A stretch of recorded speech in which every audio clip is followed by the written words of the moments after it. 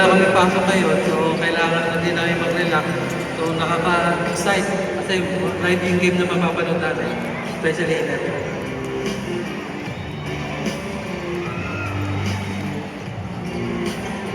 Friends, tumalit sa yung birthday Labor Day, medyo masaya.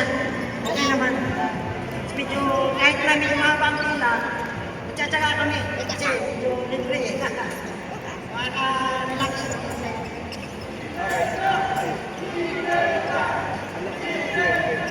Feeling ko sa favorite ticket, makakanood na ako ng magandang laban. Hindi lang sa TV, sa personal. Masaya naman po. Ito si JC, masaya po tayo. Ay!